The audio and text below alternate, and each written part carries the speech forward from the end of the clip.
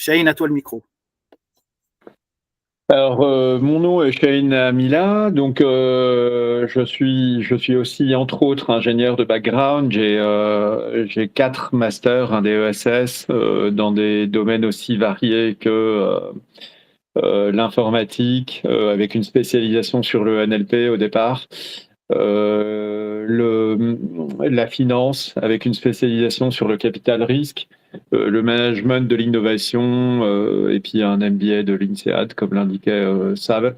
Je fais un doctorat aujourd'hui à l'IX sur les scale-up, en fait, sur les scale-up en environnement contraint. Donc, pour faire un peu court, l'idée de dire, quand on part de la Tunisie, par exemple, qui est un environnement qui a beaucoup de contraintes, comment est-ce qu'on fait pour construire le prochain Google, hein. Et c'est un peu notre ambition au niveau de ODEV, c'est que ODEV devienne le prochain gros projet à l'international.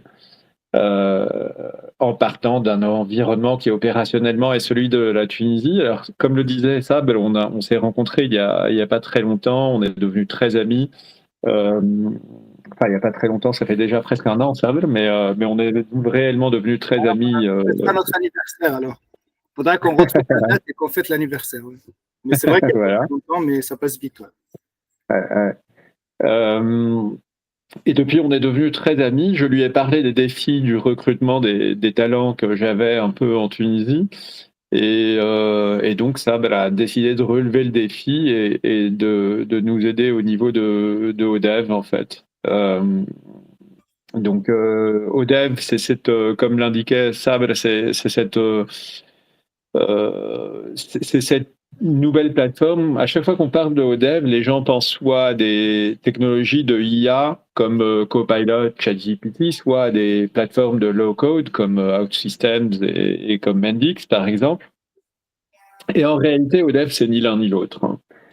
Il y a des éléments qui viennent de chacun, évidemment, mais c'est un peu plus hybride. C'est une plateforme qui a pour destination de refondre complètement la façon dont le logiciel est construit. On est un peu comme dans le paradigme des années 80 quand on est passé de l'assembleur comme façon de construire du logiciel à des langages de haut niveau. Aujourd'hui, on pense que les langages de programmation de haut niveau comme on les connaît, c'est une chose du passé. C'est une chose qui va être appelée à devenir aussi niche que l'est l'assembleur aujourd'hui, avec un paradigme de fabrication du logiciel par architecture. Donc, on va plus programmer en écrivant du code nécessairement, on va plutôt designer son software. On peut imaginer une analogie dans le bâtiment où on n'aurait pas forcément de métier de plomberie, d'électricien, de génie civil, etc. On est plutôt sur un architecte qui est devant son logiciel de CAO, qui va dessiner les plans de son bâtiment et puis d'un clic de bouton va pouvoir avoir une armée de robots qui se déploient et qui fabriquent le bâtiment qui a été designé. Donc ODEV, c'est vraiment cet équivalent-là. C'est on prend un ingénieur du logiciel, on lui donne des super pouvoirs pour pouvoir faire le design de son logiciel. Donc là, on a effectivement le SDLC, qui est le cycle typique de développement d'un logiciel. Tous les cycles tous les projets de développement logiciel, quand ils sont pas trop mal faits, sont une variation de ce cycle-là, qu'on soit dans un mode agile, waterfall, etc. Et là, effectivement, on prend dès le départ la conception, le prototypage, qui sont où on va avoir un environnement de design intégré, collaboratif avec le client, on va concevoir son logiciel. Le développement se fait de façon quasiment entièrement automatisée avec des générateurs de code, avec une approche par composition où, grosso modo, chaque robot est customisé pour répondre aux besoins de l'architecture qui a été designée. Les tests sont automatisés, le déploiement est automatisé, puis pareil pour l'opération aussi, qui est automatisée. Donc tout ça est fait à partir d'un première question, environnement de design. Chahine, c'est la première question qui vient direct quand première fois que j'ai entendu parler de ça, c'est de l'IA générative, c'est comment ça se passe sous le capot, c'est quoi? Si En fait, on peut en parler un peu. Oui, c'est une approche par composition, c'est-à-dire qu'on a une plateforme, il y a les 4 P en fait. Alors, je vais revenir au thème de l'IA. Donc il y a ce qu'on appelle le principe des 4 P d'un point de vue technique. Donc il y a la plateforme, il y a les plugins, le produit et les projets. Je vais commencer par les plugins qui sont un peu ces robots en fait. Donc il y a une partie où il y a des robots génératifs, donc des robots qui vont prendre un blueprint, un design de logiciel et qui vont traduire, compiler finalement cette architecture-là en code. Hein. Exactement comme on compile du code classique en assembleur.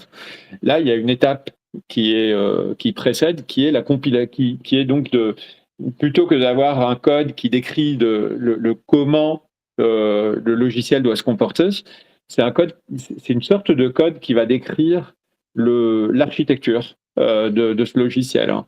Sauf que ce code-là est conçu à travers des outils de design, en fait, de conception, un peu comme quand on conçoit un immeuble, on conçoit un logiciel de la même façon. Donc, ces robots générateurs sont des compilateurs, en quelque sorte, d'architecture en code. Hein. De l'autre côté, on a des plugins qui sont des plugins de conception. Donc, il faut imaginer un IDE, un environnement de développement intégré. Sauf que dans notre cas, c'est pas un environnement de développement intégré, puisqu'on s'éloigne du développement, c'est un environnement de design intégré, en fait. Donc, on est plutôt dans un outil de CAO réellement de logiciel. Hein. Et pareil, là aussi, les éditeurs de cet IDE sont des plugins. Hein. Alors, ces plugins sont regroupés de façon cohérente dans des produits. Donc, typiquement, on va avoir, supposons qu'on ait un plugin de génération de code Java, par exemple. Hein, ce même plugin de génération de code Java peut être utilisé dans un produit plus cohérent de génération d'ERP, par exemple. Hein, mais il pourrait tout à fait être réutilisé aussi dans un autre produit qui serait un produit de génération de jeux, par exemple. Donc, les plugins sont organisés et orchestrés en ensemble cohérent de produits. L'infrastructure qui permet d'orchestrer, qui permet de travailler de façon collaborative avec ces différents plugins et ces différents produits, c'est la plateforme, justement. Et au-dessus, effectivement, il y a l'output final qui est donc le logiciel customisé de chacun. Donc, Melk a besoin demain d'un logiciel, d'un ERP. On va utiliser le produit de génération de ERP pour donner à Melk un ERP qui est fabriqué sur mesure. Donc, ces compilateurs et ces outils de design, donc il y a différentes, les plugins sont de différentes natures. Donc, les outils de design, c'est des éditeurs classiques. Les plugins de génération, c'est plutôt des compilateurs. Il y a aussi d'autres plugins qui font du reverse engineering quand on a besoin d'intégrer des systèmes legacy. Et sur l'IA, on a commencé à explorer la chose assez récemment, c'est-à-dire que il y a 2 ans, avant la grosse révolution ChatGPT, on va dire 3.5, on avait, comme je l'indiquais au départ, j'ai une formation en NLP en fait. Et quand on voyait ce que Copilot, ChatGPT à l'époque faisait, etc., c'était pas encore suffisamment utile pour de la génération de code, en fait. Il fallait vraiment mâcher le travail à un point qui faisait qu'on pouvait gagner sur certaines étapes du SDLC, notamment l'étape de prototypage. La génération de code aide énormément quand on est un architecte, qu'on fait un travail supervisé de génération de code. Hein. Au niveau du prototypage, effectivement, tout ce qui est LLM aide énormément, mais ça ne remplace pas la totalité du SDLC, en fait. Hein. Donc, en revanche, depuis, on va dire, le niveau de maturité qui a été atteint avec les LLM type GPT 3.5, on a commencé à explorer, non pas pour remplacer la totalité du SDLC, parce que ça ne le fera pas, on reste sur une approche qui est profondément supervisée au niveau de l'architecture. On explore ça pour plutôt avoir de l'architecture assistée par intelligence artificielle. Hein. Donc il y a quelques percées avec Devin, je ne sais pas si tu as suivi dernièrement avec Devin, il y a quelques percées, personne n'a encore pu mettre la main à la pâte, mais les promesses sont là. Ouais, moi, j'avais Vas-y, Sabel. Ouais, désolé. Donc, j'avais une info complémentaire. En fait, ce projet, c'est pas une idée, c'est pas un slide, c'est quelque chose que Chahine traite depuis plusieurs années. Et donc, il a déjà livré des projets. En fait, on a oublié de le dire dans la présentation, Chahine, mais tu travailles à l'ONU, donc tu as fait peut-être 85 pays dans ta carrière, tu as géré plusieurs projets de petites, grandes et envergure. Donc tu as déjà ce que tu es en train de dire. En fait, c'est pas quelque chose que tu veux faire, c'est quelque chose qui existe déjà, que tu utilises déjà, que tu commercialises déjà. Et donc tu as quelques plugins existants et quelques verticaux existants. Je parle sous ton contrôle. Hein. Donc ça fait combien de temps que ce projet existe? Et je me rappelle, tu m'avais parlé une fois de comment est arrivé ce projet, parce que c'était pas ça ce que tu voulais faire. Toi, au début, tu voulais faire autre chose. Et tu t'es retrouvé, une fois que tu as essayé plein de choses, tu t'es retrouvé là-dessus. Donc ça, c'est un truc important. J'aimerais que tu partages avec Mel, qui a autre chose. Pardon. Quand tu as parlé du cycle, tu m'as expliqué une fois comment tu as inversé le... Il y a des choses qui prennent maintenant 80%, d'autres qui prennent que 20%. Ça aussi, ça me paraît important de le présenter. Mais d'abord, déjà, présente-moi la partie plugin, comment t'en es arrivé là, et comment ce projet ODEV est né, parce qu'il y a 4 ou 5 ans, c'était pas ça ce que tu voulais faire en fait. Alors effectivement, donc au départ, ce qui a été créé, c'était une start-up dont l'objectif était de travailler sur l'intelligence artificielle générale. Hein. Donc, comme je disais, moi, j'ai comme background du NLP hein, en termes de génie logiciel, et l'objectif était de construire des robots humanoïdes avec une AGI, en fait. Et le gros défi que j'ai rencontré était ce recrutement de talents. On a travaillé sur énormément de choses, etc. Mais dans ce contexte, mais le gros défi à chaque fois était de l'exécution. Contrairement à beaucoup d'autres startups, notre problème n'a jamais été d'avoir des contrats. On avait même beaucoup plus de demandes que ce qu'on pouvait prendre à cause de ce défi d'exécution qu'on avait. Et à chaque fois qu'on voyait grosso modo un ingénieur frapper un mur sur un défi technique, ce qu'on créait un peu comme workaround était de créer un logiciel qui venait aider un peu cet ingénieur. C'est-à-dire qu'au départ, on s'était pas dit on va se lancer dans la génération de code ou dans le low-code. On s'est dit on va aider nos ingénieurs à produire ce qui est compliqué pour eux finalement. De façon beaucoup plus efficace, beaucoup plus rapide et à un niveau de qualité qu'un humain moyen n'est pas capable de produire en général. Hein. Donc petit à petit, on a eu un premier générateur sur tout ce qui était problématique autour des bases de données. On a commencé à accumuler des générateurs les uns après les autres. Et puis, en 2022, quand la grosse vague du low-code est arrivée, on s'est rendu compte qu'on avait quelque chose qui était franchement bien supérieur en fait à tout ce qui se faisait, que ce soit en génération de code ou en low-code. C'est-à-dire qu'on avait un ensemble d'outils internes qui nous permettaient de produire des logiciels à un niveau de productivité qui était des centaines de fois celle d'un ingénieur normal.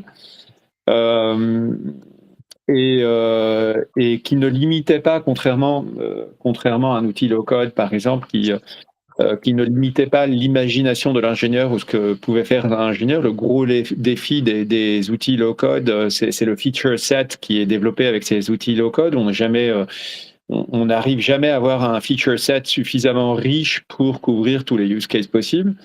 Le gros défi côté GenAI, c'est d'avoir des outputs déterministes et cohérents aussi. C'est un logiciel, ça reste quand même profondément déterministe en termes de base de code. Hein. Et donc dans les deux cas, on avait un ensemble d'outils qui répondaient à ces deux défis en même temps en fait. Donc on s'est dit, on a quelque chose d'absolument extraordinaire entre les mains. Qu'on utilisait en interne, autant transformer ces outils internes en un ensemble, en une plateforme cohérente et externe. Excuse-moi de te couper, Chahine. En parlant d'outils, si tu peux nous donner un peu, faire rêver un peu avec la stack technique, c'est quoi? de quoi se compose la stack technique? C'est quoi les outils que vous utilisez au quotidien? C'est quoi les frameworks, les langages à maîtriser chez EDF?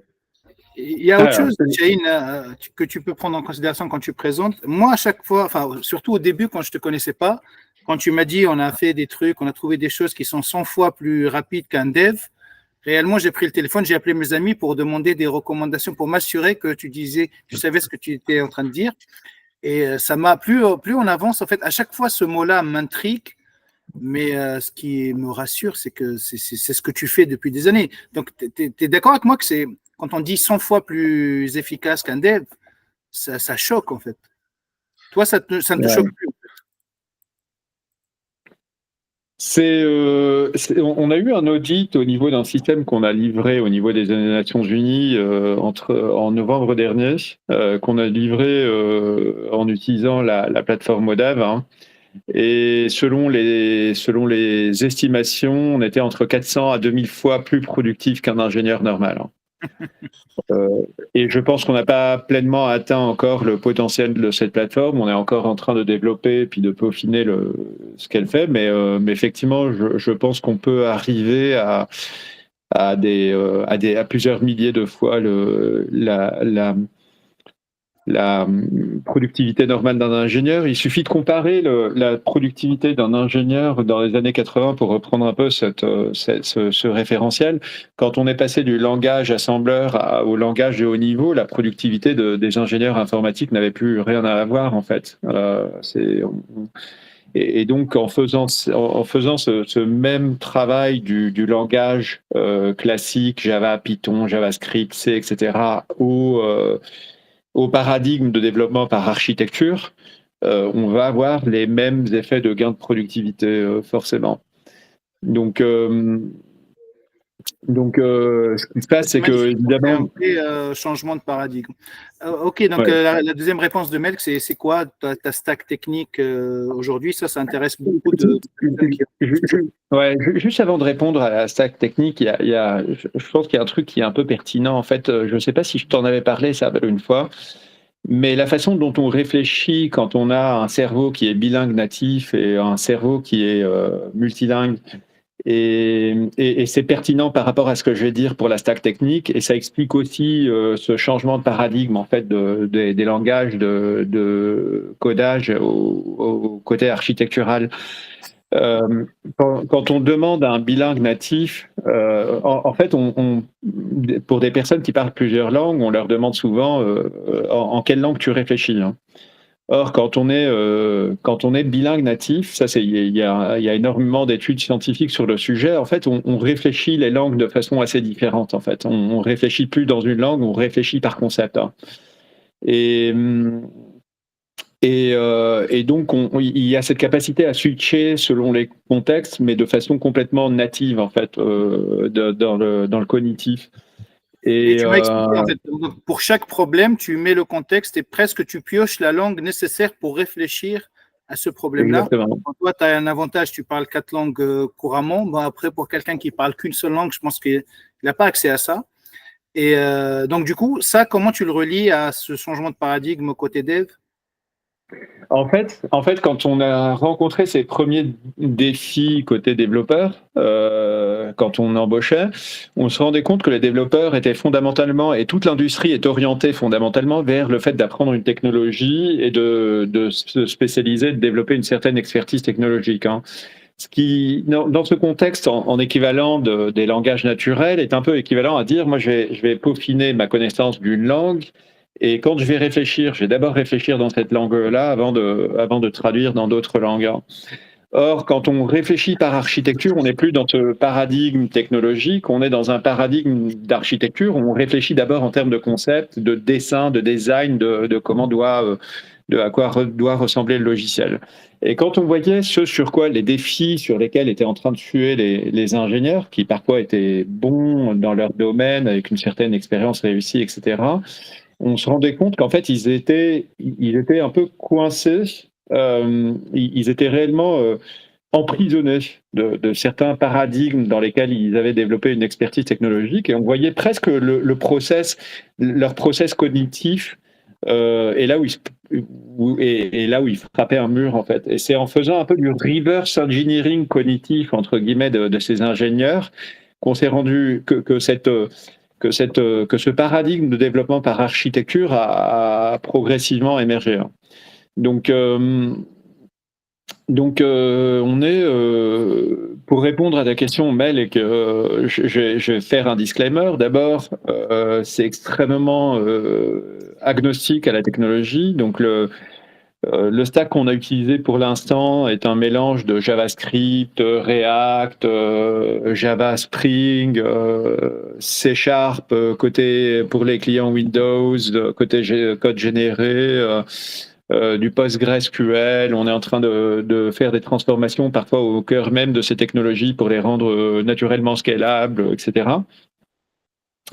Les plugins eux-mêmes, on a fait de telle sorte à ce que l'infrastructure puisse permettre aux développeurs de plugins de développer les plugins dans n'importe quel langage où ils sont confortables. C'est-à-dire qu'aujourd'hui, on a des plugins qui sont développés en Java, on en a qui sont développés en JavaScript, on a même des choses qui sont développées en Bash. Ça te montre un peu la versatilité de la chose. Rien n'empêche effectivement demain de développer un plugin en Rust ou en Lisp si on veut, quoi. Donc c'est pas, il y a aucune limitation on va parler à de ce niveau-là. Golang, mais je ne savais pas s'il fallait leur répondre possible ou pas, mais Oui. j'ai trouvé des personnes qui étaient passionnées de Golang et qui voulaient.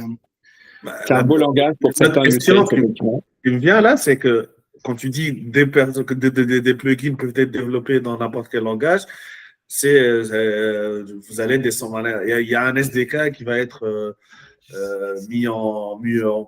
publiquement mis à disposition de la communauté open source. C'est intéressant ça. Il y a plusieurs étages dans le projet. Il y a plusieurs projets, plusieurs milestones dans le projet. Je ne sais pas si par rapport à la stack technique, est-ce qu'on t'a donné, tu as eu ce qu'il faut comme info, Melk, ou tu veux qu'on détaille encore plus? À côté stack, bon, il y a les gros titres qui sont définis, mais bon, si tu veux, on peut aller un peu plus dans le sujet de développement de plugins. C'est ça qui est intéressant à mon avis. Bon, ça dépend. Pour la team interne, c'est les outils internes qui sont utilisés. Après, la partie plugin, c'est une partie qui, est-ce que tu confirmes, ça va être à terme mis à disposition du public ou pas? Absolument, en fait. Donc l'idée, alors aujourd'hui, par exemple, ça renvoie un peu à la question que Sab avait posée il y a un peu plus tôt. Aujourd'hui, on a un produit, donc je rappelle la définition d'un produit qui est donc un ensemble cohérent de plugins. On a un produit qu'on appelle Archid, donc qui fonctionne au-dessus de la plateforme ODEV, et ce produit Archid nous permet de générer des ERP principalement dans le domaine de la GovTech de façon ultra efficace. Donc le facteur de plusieurs centaines de fois de productivité que je mentionnais un peu plus tôt. De la même manière qu'on a ce produit Archid, on a dans le pipeline aujourd'hui un autre produit qui est le PDK, le Plugin Development Kit ou Product Development Kit, dont l'objectif est effectivement de permettre à des développeurs de créer leurs propres produits en fait au-dessus de la plateforme ODEV. On n'a pas vocation à terme de fournir des produits ou des projets même, surtout pas des projets, mais probablement pas des produits non plus directement aux clients. Le but pour nous est vraiment de nous concentrer assez rapidement sur notre utilisateur, celui qu'on aime, qui est l'architecte logiciel. Donc, on aime aussi évidemment les clients finaux, mais on est d'abord là pour servir les architectes logiciels qui ont envie d'avoir des super pouvoirs, qui ont cette ambition de pouvoir être l'équivalent d'une ESN à eux tout seuls. Tu m'avais parlé du concept de ESN mécanisé. C'est une des étapes du projet, ouais. Donc, bon, on peut recadrer un peu le sujet. Il y a autre chose, il y a des verticaux, Shaheen. Donc, toi, pour l'instant, tu as commencé avec la GovTech, la justice, enfin, les sujets que tu maîtrises parce que tu es à l'ONU depuis plus de 10 ans, mais tu m'as dit que dans le futur, tu n'écartais pas l'éventualité d'aller dans le gaming, dans la finance. C'est quoi les verticaux, plus ou moins, que tu as en tête qui pourraient être intéressants pour toi? La healthcare, tu m'as dit aussi? Oui, alors le gros avantage de cette approche par composition, en fait, c'est que effectivement, on peut décomposer chaque produit en plugin et puis on peut réassembler ces plugins-là dans un produit fondamentalement différent en les réutilisant. Donc, c'est très horizontal comme approche. Aujourd'hui, c'est vrai que le premier use case qui nous a permis de développer cette plateforme, c'est la GovTech. Euh, j'ai bénéficié un peu de cette expérience onusienne et même avant. Hein, ça fait maintenant, je commence à avoir des petits poils blancs là au menton. Ça fait plus de 20 ans que je travaille dans le domaine de la GovTech avec la Commission européenne avant l'ONU. Euh, et c'est cette approche effectivement cette connaissance profonde des administrations et des gouvernements fait qu'on a pu avoir le feature set qui était assez complet au niveau de ces plugins, de ce produit Archid, on va dire, qui fonctionne au-dessus de ODEV. Sauf que si on reprend les plugins du produit Archid, 80% d'entre eux vont être complètement recyclables en un autre produit pour la STech, dans un produit dans la FinTech, etc. Donc le delta, c'est toujours en fait, d'un point de vue économique, ce qu'on se rend compte, c'est que un problème qui est résolu une fois n'a pas de raison d'être résolu deux fois. Il y a une économie d'échelle dans le développement de ces plugins, et c'est là où toute la force de la communauté des architectes logiciels entre en jeu.